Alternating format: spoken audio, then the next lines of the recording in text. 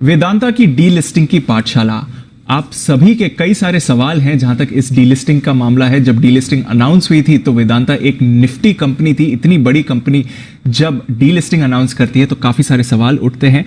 हमारा इस शो से यही प्रयास रहेगा कि आपके जितने भी सवाल हैं डीलिस्टिंग को लेकर उनका जवाब दें, और साथ ही इस डीलिस्टिंग प्रक्रिया में आपको क्या करना चाहिए उस पर भी हम अनिल जी से ही राय लेंगे। तो स्वागत है अनिल जी, बहुत बहुत शुक्रिया हमारे साथ जुड़ने के लिए।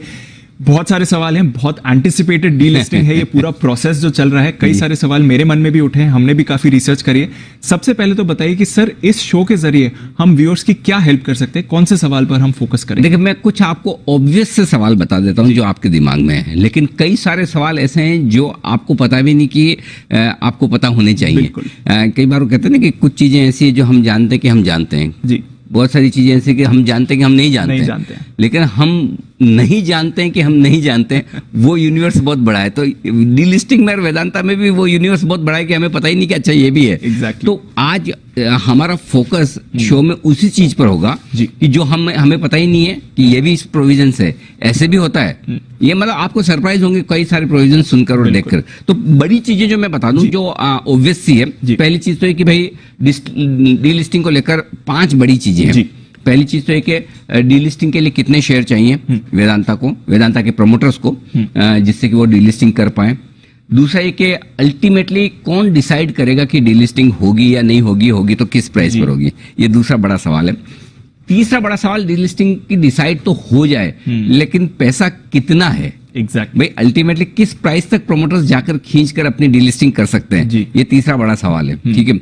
और चौथा जो इस शो की जान है जी, रिटेल इन्वेस्टर्स के हाथ में 3 इक्के हैं। 3 इक्के हैं रिटेल इन्वेस्टर्स के हाथ में, और उन्हें वो बाजी खेलनी है जी। तो उनके आज नहीं तो आमतौर पर सब लोग ये बात कहते हैं कि कुछ बड़े इन्वेस्टर्स डिसाइड करेंगे। करने दो ना जी, बड़े इन्वेस्टर्स को डिसाइड करने दो।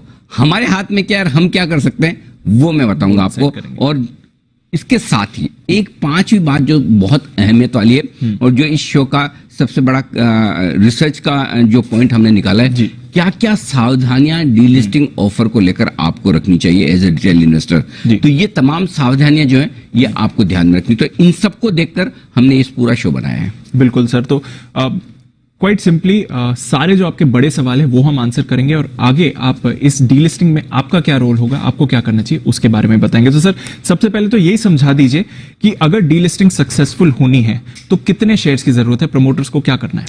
प्रमोटर्स की राउंड फिगर में बता रहा हूँ, 50% स्टेक है, 50% बाहर है जी। ठीक है। अब उस 50% में से 40% टोटल उन्हें लेने हैं। ओके।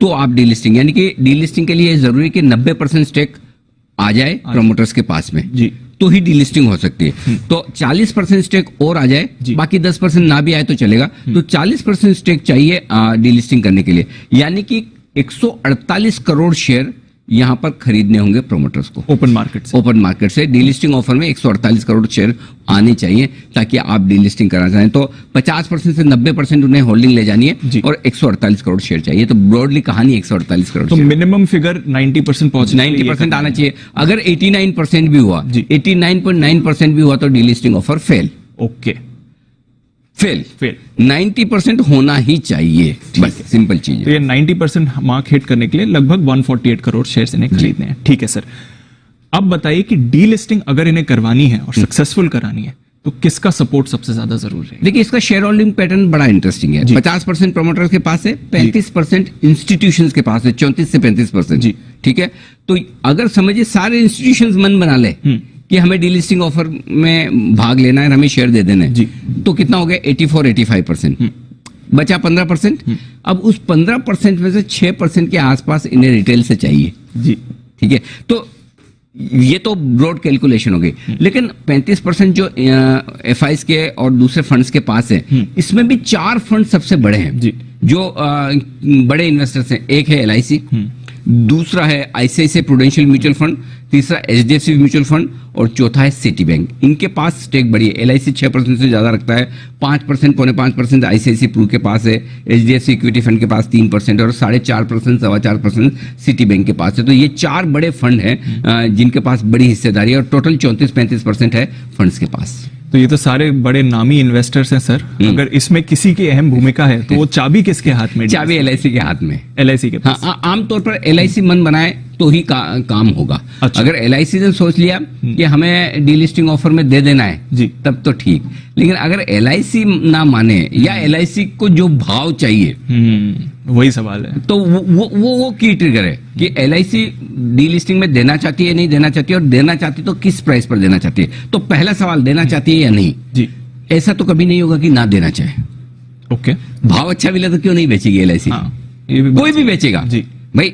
लाइफ टाइम हाई के ऊपर का ऑफर आए तो कौन नहीं बेचेगा? पर उनके लिए अच्छी कंपनी है सर, डिविडेंड पेइंग कंपनी है, तो पोर्टफोलियो में भी रहेगी। हाँ, लेकिन यही स्टॉक आप 60 और 80 रुपए में चलता था। हाँ, 6 महीने पहले। सही बात है। और आज डीलिस्टिंग की वजह से अगर 140 है, 135 है, और अगर डीलिस्टिंग आपको अच्छी मिले तो अपॉर्चुनिटी कॉस्ट है। और अच्छा, एक चीज और है दीप, अगर डीलिस्टिंग ना हो तो क्या भाव तो वापस नीचे आ ही जाएगा। तो इसलिए फंड्स भी अपॉर्चुनिटी कॉस्ट देखते हैं कि ये पैसा आ जाए, ये कहां लगा सकता हूं मैं और कहां ज्यादा कमा सकता हूं। आप देखिए ना, पिछले 6 हफ्तों में सारे मेटल स्टॉक्स कमजोर हुए हैं, जबकि ये 7-8% बढ़कर आया है वेदांता। डीलिस्टिंग की वजह से ही मेटल स्टॉक्स पूरे ग्लोबली जितने मेटल स्टॉक्स हैं उनमें सबसे बेस्ट परफॉर्मिंग स्टॉक पिछले 6-8 हफ्तों में जी। वो इसी वजह से कि डीलिस्टिंग ऑफर का कंफर्ट है नीचे। तो एलआईसी का सबसे बड़ा रोल रहेगा। और एलआईसी के रोल के हिसाब से दीप जो है ना, इनके पास है लगभग 23-24 crore share, 23 crore 67 lakh share precisely. और ये बेचेंगे, अगर ये बेचने का मतलब टेंडर करेंगे तो ही डीलिस्टिंग होगी, अदरवाइज नहीं होगी। तो एलआईसी ने अगर नहीं किया तो फिर ये डीलिस्टिंग बट करेंगे। भाव क्या है वही इंपॉर्टेंट है। तो सर लाख टके का सवाल तो वही है कि एलआईसी अगर पार्टिसिपेट करेगा, अगर बेचेगा तो किस भाव पे बेचेगा? हाँ, ये मुश्किल सवाल है। इसका जवाब शायद एलआईसी के बोर्ड के पास ही होगा, हमारे पास तो नहीं है। लेकिन हाँ, हम अंदाजा लगा सकते हैं। देखो, अंदाजा लगाने के पहले मैंने जो अंदाजा लगाया कि एलआईसी की होल्डिंग की कॉस्ट, एग्जैक्ट कॉस्ट मेरे पास नहीं है। ओके, मैं अंदाजा लगा रहा हूं कि एलआईसी की होल्डिंग जो है ये 6.25-6.5% जो 23 करोड़ 67 लाख शेयर है, उसकी कॉस्ट अंदाज से 220-225 के पास होनी चाहिए। ओके, 220-225 के पास होनी चाहिए। ठीक है, अब देखिए कैसे एलआईसी ने वित्त वर्ष 2019 की पहली तिमाही, 18 की पहली तिमाही में जो खरीदे थे कुछ लगभग 3.25-3.5% स्टेक खरीदी, 3.34%, वो 240 रुपए की एवरेज प्राइस में खरीदी। मैंने क्या किया है, किस क्वार्टर में कितनी स्टेक खरीदी है जी, और उस क्वार्टर की मैंने एवरेज प्राइस निकाल दी। ओके, अब ये एग्जैक्टली पैसे टू पैसा जरूरी नहीं कि सही हो, हमने एवरेज निकाली है। और अच्छा एस्टिमेट निकाला है। और कैसे निकालेंगे, हमारे पास और कोई तरीका नहीं है, तो हमने एवरेज निकाली है। और उसके पहले 5.5% हिस्सेदारी एलआईसी के पास थी, उसकी 191 रुपए के आसपास की एवरेज आती है। तो ब्रॉडली हमारी कैलकुलेशन ये करी कि 220-225 रुपए एलआईसी की एवरेज होल्डिंग प्राइस होनी चाहिए, जो गलत भी हो सकती है, कम ज्यादा भी हो सकती है। ठीक है, मैं फिर कह रहा हूँ कि हमने कैलकुलेशन हमारे हिसाब से की है जी। अब बड़ा सवाल क्या है, अगर एलआईसी 225 रुपए से नीचे शेयर टेंडर करता है, समझिए मान लिया 225 कॉस्ट है, जो भी कॉस्ट हो, 225 कॉस्ट है, 224 में टेंडर किया तो उसको 24 करोड़ रुपए का नुकसान है, जितने शेयर है। बिल्कुल, अगर 150 रुपए की जो बात आमतौर पर मार्केट में चल रही है कि आप 150 करोड़ रुपए में सोचते हैं कि अगर डीलिस्ट होगा तो 1800 करोड़ का लॉस बुक करना पड़ता है एलआईसी लॉस बुक करे, इसकी संभावनाएं कम है। एलआईसी को पड़ी नहीं है कि लॉस बुक करे। सही बात है, क्यों करेगी? या फिर उसके लिए बड़ा स्ट्रॉन्ग रीजन इन्वेस्टमेंट कमेटी में चाहिए कि चलिए लॉस बुक कर लेते हैं। वो इसलिए कर रहे हैं कि 6 महीने पहले 60-80 रुपए भाव चलता था, आज अच्छा मिल रहा है, बेच रहे हैं, तो इसको हम कहीं और लगाएंगे। वो प्रॉपर प्रोसेस से हो सकता है। अदरवाइज एलआईसी आमतौर पर ये प्रीफर करती है कि हमारी कॉस्ट तो मिले, जो आप हम एलआईसी सब जाते हैं। अगर मैंने भी वेदांता के शेयर खरीदे तो मैं ये तो चाहूंगा कि मेरी कॉस्ट के नीचे डील, मैं लेके पड़ा रहूंगा 10 साल 5 साल इंतजार करूंगा, लेकिन मैं लॉस में नहीं बेचूंगा। ऐसे बहुत सारे लोग होते हैं। तो एलआईसी अगर वो सोचे तो फिर मामला मुश्किल है। 150 रुपए में देने का मतलब 1800 करोड़ सीधा आपने अपनी बुक्स में लॉस ले लिया, और एलआईसी का आईपीओ भी लाना है। बिल्कुल, तो एलआईसी लॉस तो दिखाना नहीं चाहेगी, वो भी इतना बड़ा। हाँ। तो अब ये एलआईसी के ऊपर है कि एलआईसी किस भाव में बिड करती है। बिड तो करेंगे, लेकिन किस भाव में करती है ये इंटरेस्टिंग है। और अगर उनकी कॉस्ट 190 है तब भी 40 रुपए लॉस होता है 150 रुपए पे जी। 200 रुपए है तो 50 होता है, 225 अगर हमारी कैलकुलेशन से होता है तो 75 रुपए के हिसाब से 1800 करोड़ का लॉस होता है। तो एलआईसी क्या करेगी ये इंटरेस्टिंग है। तो एलआईसी क्या करेगी ये इंटरेस्टिंग है। अगर 220-225 के आसपास एलआईसी की कॉस्ट है तो फिर किधर डीलिस्टिंग आती है, वहां पर देखना जरूरी है। तो सर सवाल यही बनता है कि अगर 150 के आसपास अभी स्टॉक चल रहा है या वहां पर मार्केट की बात चल रही है, तो प्रमोटर्स के पास क्या इस समय इतने पैसे हैं, और अगर इतना प्रीमियम देना पड़ेगा उन्हें ताकि एलआईसी भी खुश हो, बाकी इन्वेस्टर्स भी खुश हो, तो उनको कितने पैसे की जरूरत पड़ेगी ये डीलिस्टिंग करने के लिए? देखिए, अब इसमें सिंपल चीज है कि आप किस प्राइस पे डीलिस्ट करते हैं, उस हिसाब से आपको पैसे चाहिए। 100% डीलिस्टिंग करने के लिए 27,800 करोड़ रुपए आपको चाहिए। 150 रुपए के करंट प्राइस पर, अगर 140 है, 137 है, 150 रुपए पे आप करेंगे तो आपको चाहिए 27,800 करोड़। ओके, ठीक है। 160 पे करते तो 29,600 करोड़। इस तरह से अगर आप बढ़ाते जाएं, समझिए 200 रुपए पे करते तो 37,000 करोड़ रुपए चाहिए जी। 225 पे करते हैं तो 41-42,000 करोड़ रुपए चाहिए, और 250 पे करते हैं तो 46,300 करोड़ रुपए चाहिए। ये आपके लिए अलग अलग प्राइस पे, अब जिस प्राइस पे डीलिस्टिंग फाइनल होती है उस प्राइस के हिसाब से पैसों की जरूरत होगी। ये सिंपल चीज है। तो मिनिमम अगर 150 पर भी करना है तो 27,800 28,000 करोड़ तक की इन्हें जरूरत है। प्रमोटर्स के पास इतने पैसे हैं सर, कितने जुटाए हैं अभी तक इन्होंने? देखिए, $3.1 बिलियन है। ओके, ये जुटा लिए, ये तो जुटा लिए। ये तो सबको पता है कि $3.1 बिलियन ये जुटा चुके हैं। ये तो बहुत क्लियर कट है। ठीक है, ठीक है।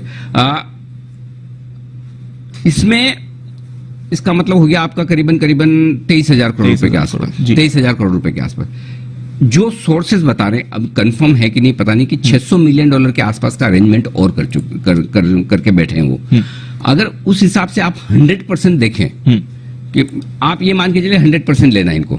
ओके, भले ही एक बार वो 90% के आसपास का अरेंजमेंट करके चलें, लेकिन ये मान के चले 100% लेना है। तो 100% इन पैसे से जो 23,000 करोड़ ये है, और 4,500 करोड़, 4,400 करोड़ और अतिरिक्त जुटाने की जो बात चल रही है उनकी, वो मिलाकर आप देखें तो 148 रुपए के आसपास तक उनकी कैपेसिटी है। तो अभी जो ब्रॉडली दिख रहा है 150 रुपए के ऊपर की फंड की अरेंजमेंट नहीं है एज ऑफ टुडे। हाँ, ये हमें नहीं पता। अगर है तो अनिल अग्रवाल सबको पता होगा, वेदांता के टॉप मैनेजमेंट को पता होगा। अगर उन्हें नेचुरली, देखिए हर आदमी एग्जाम में जाने के पहले अपनी अपनी तैयारी करता है। उन्होंने भी अपनी स्ट्रेटेजी बनाई होगी, प्लान ए ये, प्लान बी वो, प्लान सी, प्लान डी तक भी गए होंगे। तो पता नहीं कि हर केस में क्या हो सकता है इमरजेंसी में, और कहां से कैसा पैसा आ सकता है। पैसा आने में कोई सिचुएशन वो बड़ी बात नहीं ना है, लेकिन अभी तक जो सिचुएशन दिख रही है उसमें ऐसा लग रहा है कि 148-150 के ऊपर की ताकत नहीं है डीलिस्टिंग कराने की। ओके, 148-150 रुपए के ऊपर की ताकत नहीं है, ये मान के चलिए। तो ये 100%। और इसमें भी मैं एक चीज आपको और क्लियरिफाई कर दूं कि जो हम बात करें कि डीलिस्टिंग के लिए कितने शेयर, जो 148 करोड़ शेयर की हम जो बात कर रहे हैं, वो 148 करोड़ 100% हो जाते हैं। अगर 148 करोड़ शेयर हम लेते हैं तो पूरा 100% है। ठीक है ना? तो अगर उसमें से आप बजाय 50% के 40% कर दें, करेक्ट, यानी कि आपको डीलिस्टिंग के लिए 90% तक ही पहुंचना है, तो फिर आपको 130 करोड़ के आसपास, 135 करोड़, 130 करोड़ के आसपास शेयर आएंगे, उससे भी काम चल जाएगा। 134-135 करोड़ के आसपास का बनता है आंकड़ा, तो उससे भी काम चल जाएगा। तो एक बार डीलिस्टिंग के लिए आपका आंकड़ा 134 करोड़ शेयर भी आ जाए तो आपका ऑफर तो निकल जाएगा, लेकिन लेने आपको 148 करोड़ है शेयर, ये ध्यान में रखिएगा। हाँ जी। तो अब प्रमोटर्स के पास में जो अभी तक फंड्स का अरेंजमेंट है, उसके हिसाब से लगता है कि 148 रुपए के आसपास वो डीलिस्टिंग करा सकते हैं। और ये सारे उन्होंने लोन्स ही लिए हैं सर? हाँ, नेचुरली। देखिए, लोन क्यों लिए हैं? लोन लेकर अल्टीमेटली देखिए प्रमोटर्स डीलिस्ट करवा रहे हैं, राइट? तो प्रमोटर्स स्टेक खरीदेंगे, वो स्टेक खरीद के जो उनके पास शेयर आ जाएंगे। अब शेयर आने के साथ साथ कंपनी में जो कैश है वो भी उनके पास आएगा, और उससे वो लोन चुकता करेंगे। सीधी सी बात। सवाल तो सर वहीं पर फिर अब इंटरेस्टिंग सवाल तो यहीं पर बनता है सर कि इतने लोन्स ले रहे हैं और लेट्स से इनकी डीलिस्टिंग सक्सेसफुल हो गई, डीलिस्टिंग के बाद क्या होगा? क्योंकि कैश रिच तो बहुत कंपनी है ये, और साथ ही हिंदुस्तान जिंक का भी कैश है इनके पास। सर हाँ है, बिल्कुल है। हिंदुस्तान जिंक में 25,000 करोड़ के आसपास का कैश है, 25,500 करोड़ का कैश है। और अगर हिंदुस्तान जिंक अपना पूरा का पूरा कैश वेदांता के शेयर होल्डर्स को डिविडेंड के तौर पर दे तो वेदांता के लिए पर शेयर 45 रुपए के आसपास का डिविडेंड बनता है, सिर्फ हिंदुस्तान जिंक से। प्लस हिंदुस्तान जिंक के पास ढेर सारा वो है सिल्वर माइन, एक तरह से आप कह सकते हैं। सिल्वर के पुराने स्टॉक्स बड़े पड़े हैं। सिल्वर 60-65 हजार रुपए पे ट्रेड भी कर रही है, लाइफ टाइम हाई के आसपास। लाइफ टाइम हाई तो नहीं, लेकिन काफी मजबूत, अच्छे ऊपर के भाव पे है। अगर हिंदुस्तान जिंक और कैश रेज कर ले, और वो कैश रेज करके पूरा का पूरा डिविडेंड बांटे, तो वेदांता को मिल सकता है। वेदांता के पास जब ये आ जाएगा, और समझिए खुद के पास, वेदांता के पास अपना कैश है 23,000 करोड़ के आसपास का, तो कुल मिलाकर वेदांता के पास मिलकर 39-40 हजार करोड़ रुपए का कैश बन सकता है। बन सकता है। और यहीं से पैसा वापस प्रमोटर को आएगा। तो मतलब अगर डीलिस्टिंग सक्सेसफुल होती है तो एक बड़ा डिविडेंड आने वाला है, ऐसा मान अब के या तो देखिए प्रमोटर के पास ऑप्शन क्या है, समझिए डीलिस्टिंग सक्सेसफुल कब होगी, जब 90% शेयर आ गए। जी ठीक है, तो अब 90% शेयर आने के बाद अगर प्रमोटर्स बड़ा डिविडेंड देते हैं, डिविडेंड किसको मिलेगा? 90% प्रमोटर खुद को मिलेगा, 10%, 5%, 8% जो माइनॉरिटी शेयर होल्डर रहेंगे उनको मिलेगा। करेक्ट। तो या तो वो एक तरीका है कि वो कंपनी से पैसा डिविडेंड के तौर पर निकाल लें, और ये जो पैसा है इससे उन्हें लोन चुकता करना है, जो $3 बिलियन का लोन लिया है। करेक्ट। तो ये वैसे लोन चुकता करना होगा, एक चीज होगी। दूसरी चीज जो है वो ये है कि प्रमोटर के पास 50 तरीके होते हैं कंपनी से पैसा निकालने के, जरूरी नहीं कि वो डिविडेंड ही दे, है ना। और स्पेशली जब प्राइवेटली हेल्ड कंपनी हो जाए, पब्लिक कंपनी ना रहे, तो फिर आपके पास लोन ये वो घुमा फिरा के पैसे लेने के भी बहुत सारे रास्ते खुल जाते हैं। करेक्ट। तो वो दूसरा तरीका भी हो सकता है। अब क्या तरीका होगा, कैसे वेदांता इससे पैसा वापस प्रमोटर के पास जाएगा, इसका अंदाजा मुझे नहीं है। लेकिन ये दो तरीके मुझे दिखते हैं। एक तरीका ये जिसमें बड़ा डिविडेंड बांट दे, और डिविडेंड में क्या 5-7% बाहर चला गया तो क्या फर्क पड़ता है? सही बात। तो आपकी 5-7% ही कॉस्ट हुई ना, कंपनी से पैसा तो निकल गया। और दूसरा तरीका क्या है कि आप वो 5-7% भी बचाना है कि माइनॉरिटी शेयर होल्डर को डिविडेंड के नाम पे कुछ देना ही नहीं है, तो आप घुमा फिरा के कर लें। और तीसरा तरीका एक और है कि डिविडेंड दे लेकिन 1 साल बाद। हाँ। वो एक और तीसरा तरीका, लेकिन हो सकता है 1 साल बाद भी। ऐसा तो है नहीं कि माइनॉरिटी शेयर होल्डर जीरो हो जाएंगे, कुछ ना कुछ तो बचेंगे। बहुत सारे लोग ऐसे होंगे जो शेयर लेके रखेंगे। ऐसा तो है नहीं कि भले डीलिस्ट कर लो, नहीं बेचेंगे तो नहीं बेचेंगे, रखेंगे तो रखेंगे। तो आपके लिए 5-1% तो डिविडेंड बाहर देना कोई बड़ी बात नहीं है, उतना तो कोई भी प्रमोटर अफोर्ड करेगा। तो हो सकता है एक बड़ा डिविडेंड भी आ जाए। तो क्या यही वजह है कि इस साल अब तक वेदांता ने अच्छा डिविडेंड नहीं दिया है? पिछले साल जो इतना कम डिविडेंड दिया है, इनकी हिस्ट्री को देखें तो। हाँ, एब्सोल्युटली, क्योंकि उन्हें पता है कि बाद में पैसों की जरूरत पड़ेगी। करेक्ट। तो इसका सॉल्यूशन क्या है दीप? इसका सॉल्यूशन यही है कि आप या तो एक काम करेंगे, अभी डिविडेंड बांट दे। अभी डिविडेंड बांटेंगे तो सबके पास जाएगा।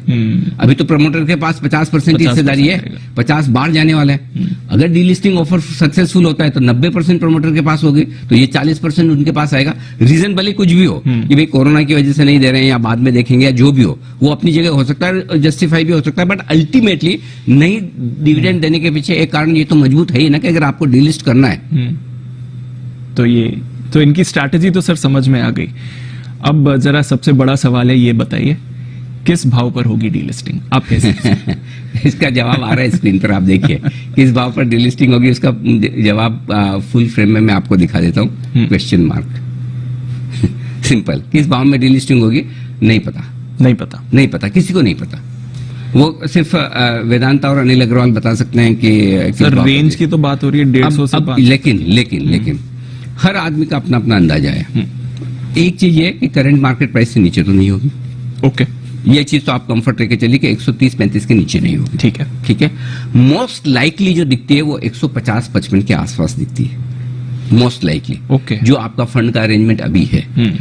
अब बाकी ऑप्टिमिस्ट सिनेरियो जो आप वो कहते हैं बुल केस सिनेरियो की, जिसमें सबसे बढ़िया हो, उसमें लोग 175, 200, 225, 250 कुछ भी सोच सकते हैं, कुछ भी मान सकते हैं। लेकिन मुझे नहीं लगता कि प्रमोटर्स की कंपनी की इतनी ताकत है कि वो 250 पे, 225 पे, 200 पे डीलिस्टिंग करा सके। इनफैक्ट 175 पे भी करवा ले तो इसे मैं बड़ा अचीवमेंट मानूंगा। और वो शायद प्लान बी, सी, डी तक होगा। प्लान ए और प्लान बी में तो आप 150 के ऊपर भी नहीं जा सकते। ओके, है ना।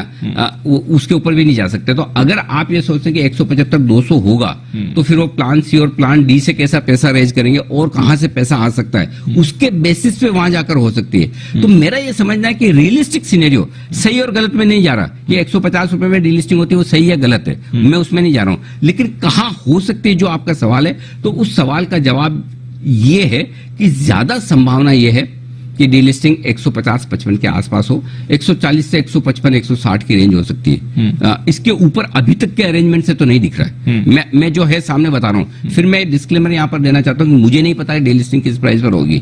हम सिर्फ एक कैलकुलेशन जो अब तक फंड रेज किए हैं, जिस हिसाब से कंपनी की बैलेंस शीट है, जिस हिसाब से वो पैसा वापस किस तरह से आएगा, किस तरह से चुकता होगा, ये सारी चीजें भी तो आपको देखनी होगी ना। तो उसके बेसिस पे लगता है 140 से 160 ये रेंज होनी चाहिए जिस पर डीलिस्टिंग करने की कंपनी कोशिश करे। और डेटा वो पूरे के पूरे उस हिसाब से मैच करते हुए दिख रहे हैं। ठीक है सर, तो यहाँ पर तो डीलिस्टिंग के भाव पर तो इस समय गारंटी नहीं है, पर देखते हैं किस लेवल पर फाइनली निकल कर आता है। अब सर रिटेल निवेशकों की बात करते हैं, अगर मैं डीलिस्टिंग में टेंडर करना चाहता हूं या मैं सोच रहा हूं डीलिस्टिंग के बारे में, तो मुझे क्या सावधानियां रखनी चाहिए, मुझे क्या स्टेप्स लेने चाहिए? हाँ, ये इस शो का सबसे इंपॉर्टेंट पार्ट है जो रिटेल इन्वेस्टर्स के लिए। पहली चीज तो है कि आप अब से लेकर गुरुवार तक 9 अक्टूबर तक जितनी बार आपको बिड करनी है, ऊपर नीचे आगे पीछे कैंसिल, ये वो कर लो। हाँ, जो मर्जी है करो। मतलब वो प्री ओपनिंग सेशन कैसे होता है, 9 बजे से 9:05 तक जो भाव डालना डालो, लेकिन 9:07 के पहले अपने ऑर्डर मॉडिफाई कैंसिल जो करना है कर लेना। सिमिलरली आप जब इसमें, हालांकि इतना किसी को टाइम नहीं है कि बार बार जाके करे, बट आपके पास ये ऑप्शन है, 8 तारीख को जब ऑफर बंद होगा तब तक आप अपनी बिड कैंसिल कर सकते हैं, मॉडिफाई कर सकते हैं। ये आपके लिए है पहली चीज।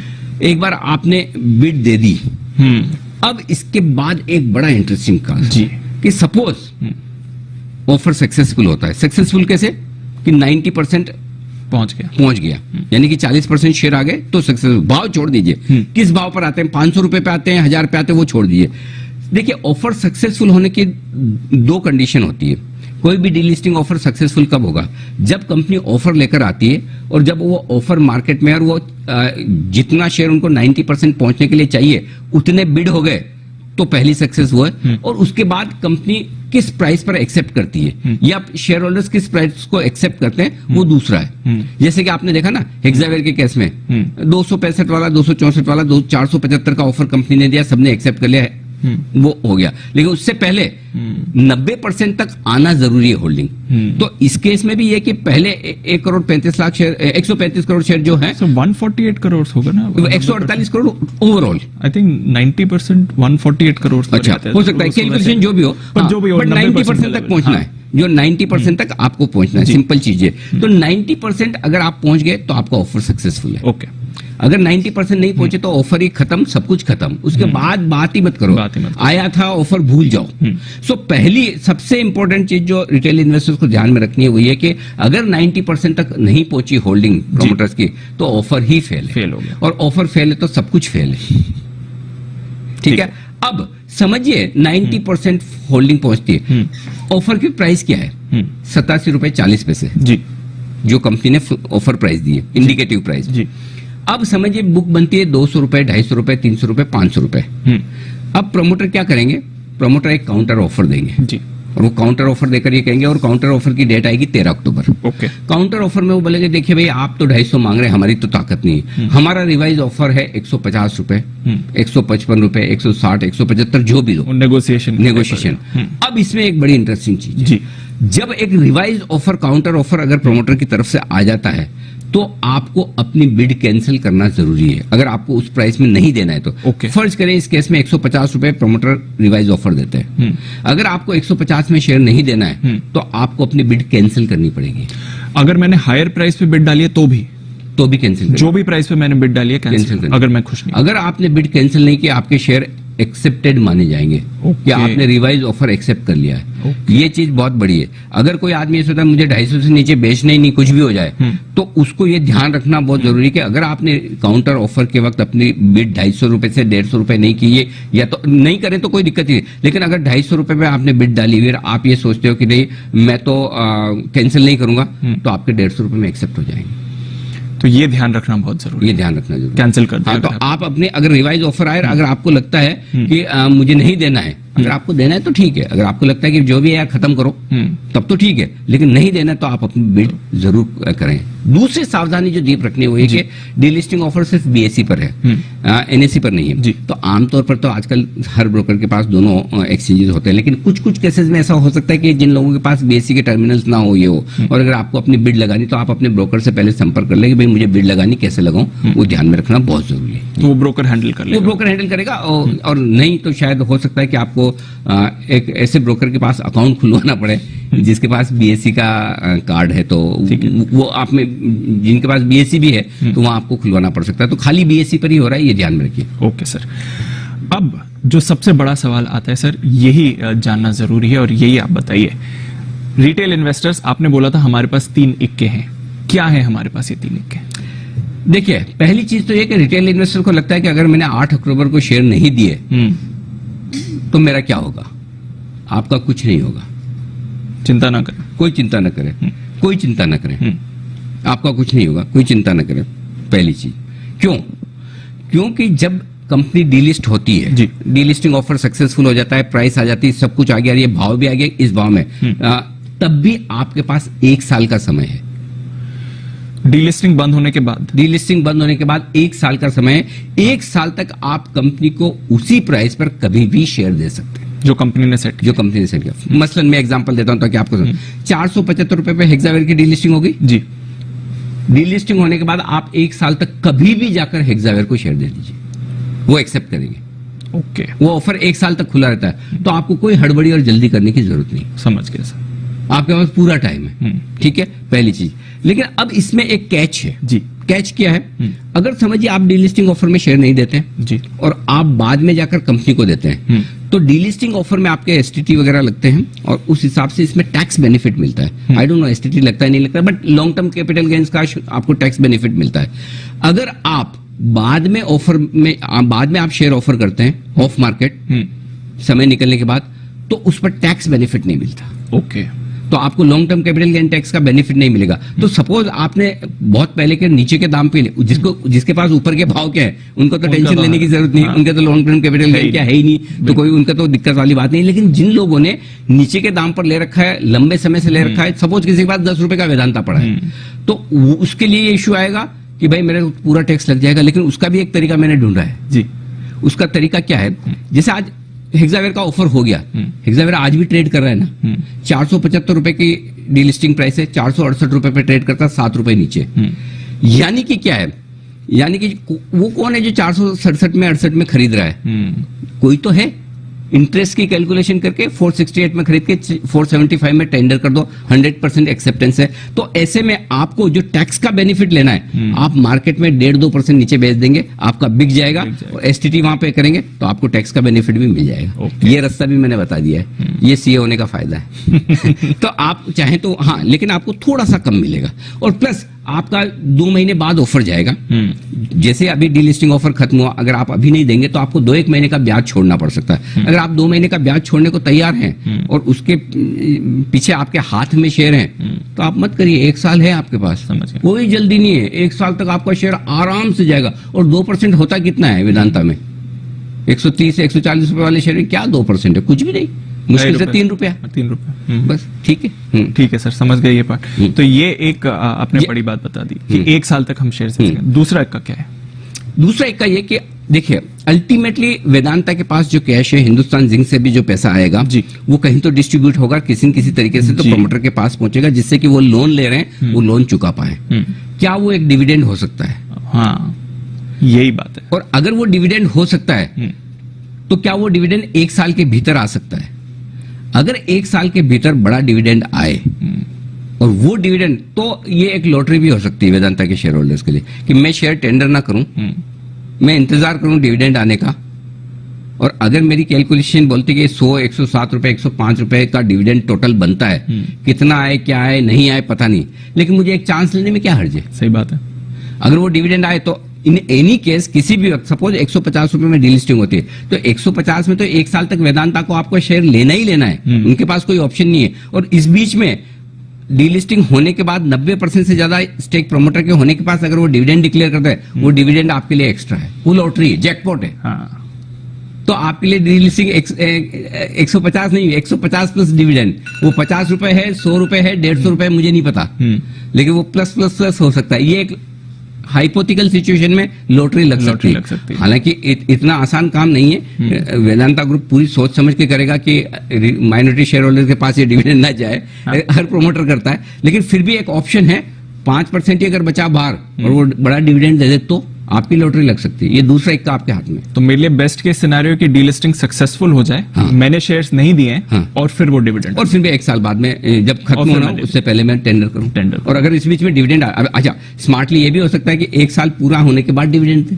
हाँ, तब तक का वो अरेंजमेंट कर ले। और देखिए जिन लोगों ने लैंड किया है वेदांता को, वो भी समझते कि पैसा तो आने वाला है, आज नहीं तो कल आएगा ये। लेकिन क्योंकि आप 1 साल के बाद अगर आपने शेयर रखा तो फिर आपके पास कुछ रहा नहीं, वो कागज रह गया एक तरह से, क्योंकि ठीक है आप शेयर होल्डर है, जब जब डिविडेंड आएगा आपको मिलता रहेगा, उसके अलावा आपकी ट्रेडेबिलिटी खत्म हो जाती है, ट्रेड नहीं कर पाएंगे, निकल नहीं पाएंगे, डेड इन्वेस्टमेंट हो गया खाली डिविडेंड के अलावा। इसलिए ये एक बड़ा पॉइंट है। और तीसरा इक्का जो आपके पास में है, सपोज आपने आज डीलिस्टिंग ऑफर में आपने टेंडर कर दिया, ठीक है, शुक्रवार को लास्ट डे है 8 तारीख को। अगर डीलिस्टिंग ऑफर फेल होता है कि 90% तक पहुंचा ही नहीं, तो सोमवार को क्या होगा?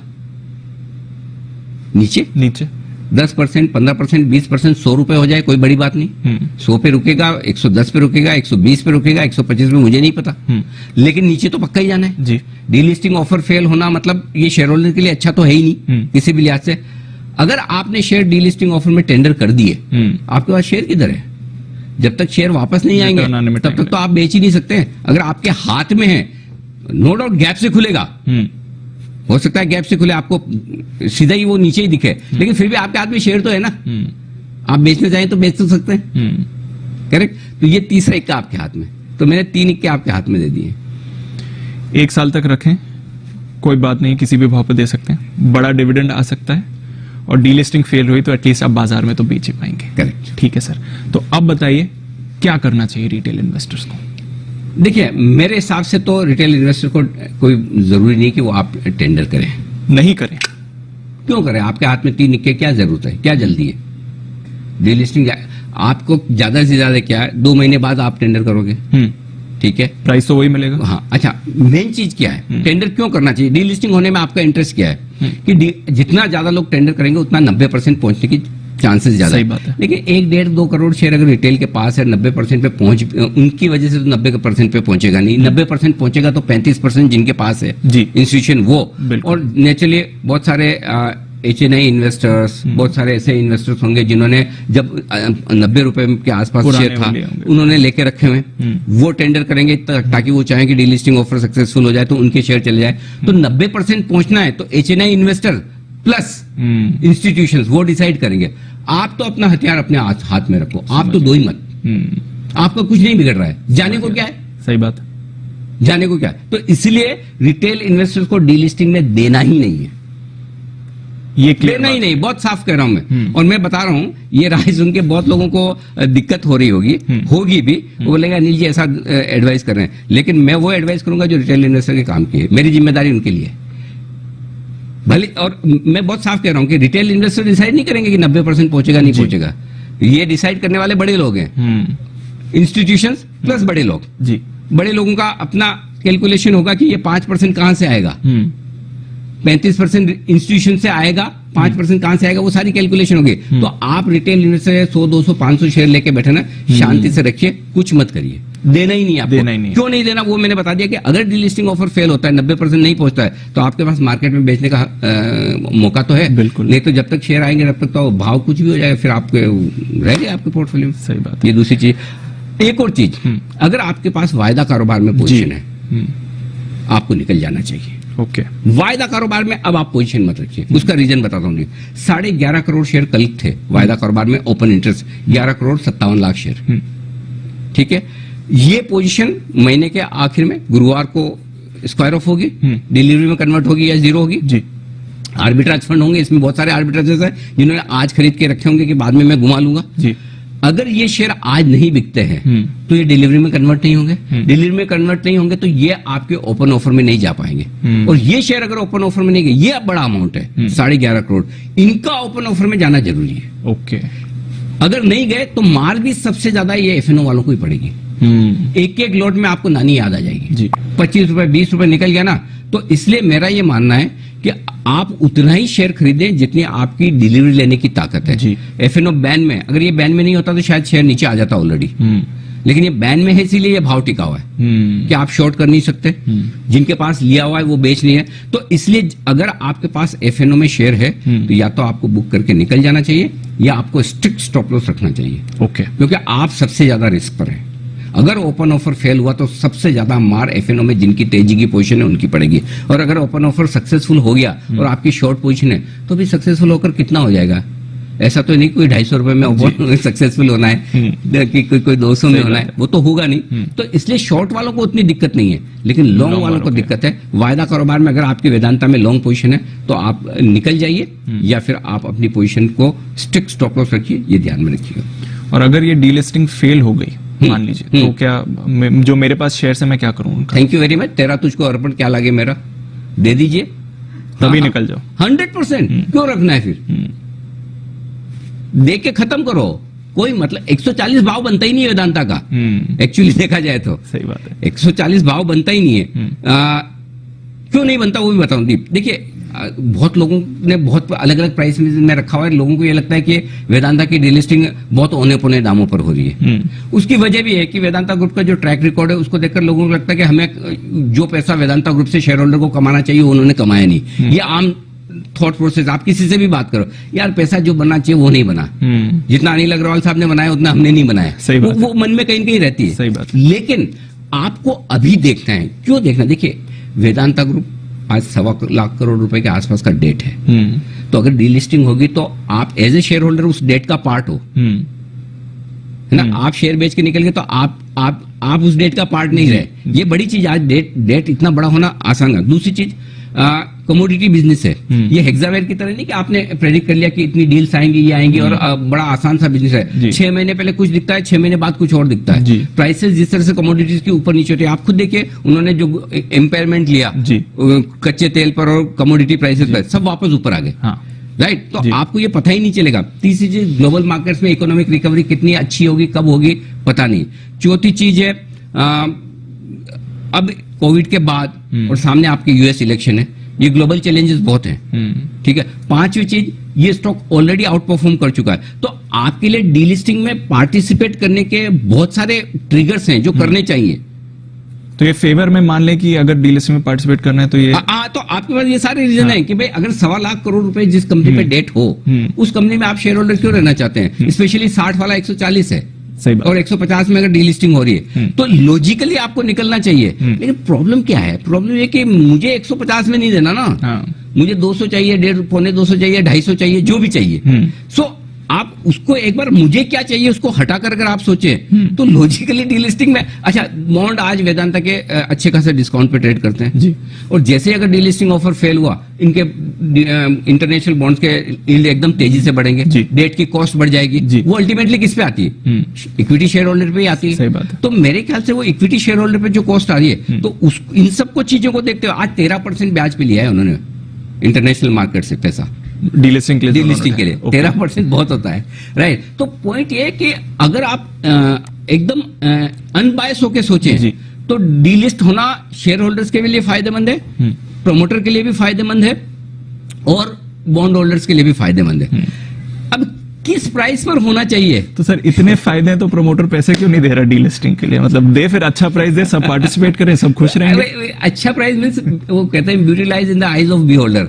मतलब कोई प्राइस प्रमोटर के लिए बहुत अच्छी हो सकती है। प्रमोटर 60 रुपए देखकर अगर 140 150 देता तो उसको लगता है कि मैं बहुत अच्छा दे रहा हूँ। और अगर कोई आदमी 2 साल से 3 साल से 200 सवा 200 250 300 में लेके बैठा है और उसे 150 मिले तो उसको कैसे अच्छा लगेगा? करेक्ट। तो ये अच्छी प्राइस क्या है, इसकी डेफिनेशन हर एक के लिए अलग अलग है। तो यही सबसे बड़ी चीज है। तो सर फिर आखिरी मेरा सवाल यही बनता है, डीलिस्टिंग आपको क्या लगता है सक्सेसफुल होगी या फिर फेल होगी? कितनी संभावना है? वो उसके पहले मैं 1-2 पॉइंट और देना चाहता हूं। मैं डीलिस्टिंग होगी नहीं होगी, सक्सेसफुल होगी, उससे पहले एक चीज और है।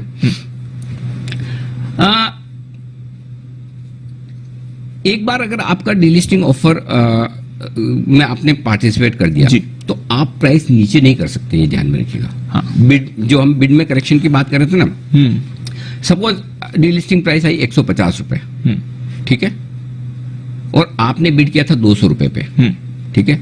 अब आप सोचो कि मैं 150 में दे दूं, तो आप दे सकते हैं शेयर, लेकिन फिर आपको बाद में कंपनी को अलग से देना पड़ेगा, उस ऑफर में नहीं दे पाएंगे। उसमें देने में हर्ज नहीं है, उसमें देने में एक ही चीज है कि आपको 2 महीने बाद आएगा तो 2-1 महीने का ब्याज आपका जाएगा, ओके। तो ये ध्यान में रखिएगा, आप बिड को लोअर प्राइस पर रिवाइज नहीं कर सकते बाद में, अगर डीलिस्टिंग सक्सेसफुल होती है तो। डीलिस्टिंग सक्सेसफुल होती है तो, सक्सेसफुल नहीं हुई तब तो बात ये लगे, अगर सक्सेसफुल होती है तो ये एक बड़ी चीज है। लेकिन दूसरा ऑप्शन ये है कि अगर आप कंपनी को बाद में ना देना चाहें तो आप मार्केट में स्टॉक तो लिस्टेड रह गई, ऐसा तो है नहीं जिस दिन डीलिस्टिंग ऑफर खत्म हुआ उसी दिन बंद हो गया, स्टॉक तो ट्रेड करता रहेगा कुछ और समय तक, महीने 2 महीने तो ट्रेड करता ही आमतौर पे, तो वहां पर आप चाहे तो वहां बेचकर निकल सकते हैं। तो एक ये पॉइंट है जो ध्यान में आपको रखना जरूरी है, ये बहुत इंटरेस्टिंग चीज है। और टैक्स बेनिफिट आप अपने जरूर गिन लें कि आपको long term capital gain tax हो रहा है नहीं हो रहा है, क्या है क्या नहीं। और तीसरी चीज जो है सबसे ज्यादा डिलीवरी वाली ध्यान में रखिएगा, अगर आप एफएनओ में पोजीशन है तो आप बहुत सावधान रहिए, एफएनओ वालों के लिए मामला मुश्किल हो सकता है। अब आप जो बोल रहे हैं, हाँ डीलिस्टिंग होगी कि नहीं, कितनी संभावना है? 50-50 50-50 या तो होगी या नहीं होगी। ये वैसा हाल है कि रोज बता दें कि मार्केट कहाँ जाएगा, या तो ऊपर जाएगा या नीचे जाएगा, 50% चांस है ऊपर जाएगा। नहीं लेकिन दीप ऑन अ सीरियस नोट जी, पता नहीं मेरी गट फीलिंग ऐसी कि बहुत मुश्किल है डीलिस्टिंग होना, नहीं होगा, बहुत मुश्किल है। क्योंकि LIC ट्रम्प कार्ड है जी, और अगर LIC की कॉस्ट 200 रुपए प्लस है तो मुश्किल है कि LIC 150 रुपए में टेंडर करेगा। अभी तक जो दिख रहा है प्रमोटर 150 के ऊपर लेने की ताकत इंडिकेशन नहीं दिखा रहा है, ठीक है। तो ऐसी सिचुएशन में गैप 50 रुपए का हो जाता है जी। और दूसरा ये कि रिटेल और बाकी लोग भी चाहते हैं कि कम से कम हमें 175 मिले, 200 मिले, कोई तो 250 की भी बात कर रहा है, वो भी अनरीजनेबल है। देखिए बिड्स तो सर 500,000 की भी डाली हैं लोग। जो लगाना है लगा दो, कौन मना करता है, जब तक डिजिट्स ले रहा है BSE का सिस्टम लगाते रहो। लेकिन पॉइंट क्या है कि इस लिहाज से अगर आप मुझे पूछेंगे, ये मैं अपने दिल की बात बता रहा हूँ, इसके पीछे लॉजिक और कैलकुलेशन नहीं है। ओके। मुझे ऐसा नहीं, मुझे लगता है कि बहुत मुश्किल है डीलिस्ट होना, बहुत मुश्किल है। ओके। इतना आसान नहीं है इन लेवल्स पर। देखिए प्रमोटर की स्टेक 50%, डीलिस्टिंग के लिए पहली चीज तो ये कि प्रमोटर को हायर स्टेक होनी चाहिए। अब ठीक है, मान लिया कि 35% आपके इंस्टीट्यूशनल इन्वेस्टर समझदार हैं, अब 35 के 35 ही आ जाएंगे क्या? और 35 में से एक 6-7% वाला आपका LIC ना आया तो आपका गैप बहुत बढ़ जाता है जी। तब आप 78-79% पे रुक जाते हैं, 11% और एडिशनल चाहिए। अब वही वाली चीज है, इसलिए चांस अब मतलब दिमाग कहता है कि शायद ये जुटा लेंगे जी, कैसे न कैसे करके LIC को भी तैयार कर लेंगे। दिल कहता है कि बहुत सर ऐसा हुआ कि 9 तारीख के बाद कोई ये प्रमोटर लेवल पर अपनी फंड रेजिंग अनाउंस कर दें और जब काउंटर ऑफर आएगा तो तब एक बड़े प्राइस पर दे दें, ऐसा हो सकता है? पॉसिबल है, क्योंकि काउंटर ऑफर इनको 13 तारीख को देना है जी, राइट। तो 13 तारीख के काउंटर ऑफर में पॉसिबल है कि वो कुछ और बता देंगे, हमने कुछ और, मैं वही कह रहा हूँ। देखिए कोई भी प्रमोटर अगर इतना बड़ा काम कर रहा है जी, तो उसने ऐसा थोड़ी कि प्लान A ही बनाया होगा, plan B C D E F Z तक बनाया होगा, ठीक है ना। तो बहुत सारे प्लान हो सकते हैं। तो मेरा पॉइंट सिंपल यही है कि प्लान ढेर सारे हो सकते हैं। अब वो कौन सा प्लान कब आएगा उस हिसाब से हमें एक व्यू लेना पड़ेगा और उस समय मन बनाना पड़ेगा। लेकिन चांस ज्यादा ऐसा लगता है कि अभी की सिचुएशन को देखते हुए कि इनको मिल पाएगा, या फिर प्रमोटर के पास पैसे हैं हमें नहीं पता, वो अननोन है। 145 150 140 से 160 की रेंज में अगर प्रमोटर सोचे कि मैं डीलिस्ट करवा लूंगा तो बहुत मुश्किल लगता है, नहीं होगा, तो मुश्किल लगता है। इतना नीचे देने के लिए लोग तैयार नहीं है। हाँ अगर ये प्राइस ऊपर कर दे, लेकिन प्रॉब्लम क्या है दीप, प्रॉब्लम ये प्राइस ऊपर कब होगी? 8 तारीख के बाद। तो पहला तो सबसे बड़ा चैलेंज है कि 40% आए तो सही, 90% तक पहुंचे तो सही। 90% अगर आप पहुंचेंगे तो ही तो आप रिवाइज ऑफर ला सकते हैं। अगर 90 की जगह आप 89.99 पे अटक गए तब तो रिवाइज ऑफर का चांस ही खत्म हो गया ना। तो अब इसमें दो चीजें, एक तरफ हम रिटेल इन्वेस्टर को कह रहे हैं कि आपके हाथ में 3 इक्के और आपके हाथ में 3 इक्के, अगर आप नहीं देंगे तो आप बाद में भी उसका इस्तेमाल कर सकते हैं। लेकिन दूसरी रिस्क ये भी है कि अगर रिटेल इन्वेस्टर नहीं देता, किसी भी, कई बार क्या होता है ना, आदमी एक वोट से हारता है ना चुनाव में, है ना, और पता चला कि उसकी जो आदमी इलेक्शन में खड़ा हुआ था वही अपना वोट नहीं डाल पाया, उसकी वाइफ ही नहीं गई थी, है ना। ऐसे ही अगर समझिए वेदांता के डीलिस्टिंग ऑफर में पता चला कि कोई 1000, 2000, 5000, 50,000, लाख 2 लाख शेयरों से डीलिस्टिंग ऑफर गिर गया, 90% के आसपास जाके वही अटक गया, तो फिर नुकसान तो सबका ही है, सबका ही है। तो फिर रिटेल का शेयर वैल्यू कम हो जाएगी। डीलिस्टिंग नहीं होना सबका नुकसान है, प्रमोटर का भी है, रिटेल का भी है, बॉन्ड होल्डर्स का भी है। डीलिस्टिंग होना किसका कितना फायदा है, ये अपनी अपनी कैलकुलेशन है। जिसके पास 150 से नीचे के शेयर हैं, 140 से नीचे के शेयर हैं, उनके लिए फायदा है। बॉन्ड होल्डर्स को फायदा है कि अल्टीमेटली उनकी सिचुएशन ठीक हो है, प्रमोटर्स को फायदा है कि वो निकल जाएंगे। लेकिन अगर किसी के पास 150 पौने 200 के ऊपर के शेयर हैं तो उसके लिए डीलिस्टिंग होने पे नुकसान है। बाकी नुकसान नहीं। तो आप चाहें तो एक काम ये कर सकते हैं कि अगर आपको ये लगता है कि डीलिस्टिंग ऑफर नहीं हुआ और मेरे शेयर मेरे पास रह भी गए, या वैसे भी मुझे कौन सा मौका मिलेगा, सर्किट तो लगने वाला ही नीचे का, बेच तो मैं पाऊंगा नहीं, तो फिर ऐसे में आप डाल दो ना 200, 250, 300 रुपए, 500 रुपए, जो आपकी मर्जी हो उसमें डीलिस्टिंग ऑफर में डाल दो, ताकि आप भी अपनी तरफ से कंट्रीब्यूट कर रहे हो भाई, चलो 90% तक पहुंचने में मेरा भी योगदान है, ताकि कहीं ऐसा ना हो कि एक वोट से सरकार गिर जाए। तो हर एक शेयर वैल्यू रखता है 90% पहुंचने में। तो अगर आपको वो चीज करनी है तो वो भी कर सकते हो आप। समझ गया सर। तो अनिल जी ने आपको 3 इक्के बता दिए जो आप होल्ड करते हैं, इसका प्रयोग आप अपने रिस्क के हिसाब से करें, बट सही तरह से इस्तेमाल करें, और आशा है कि आपकी हम मदद कर पाए हों जहां तक वेदांता की डीलिस्टिंग की पाठशाला का सवाल है। बहुत फ्रेंड्स मिलते हैं अगले वीडियो के अंदर, जब तक के लिए गुड बाय।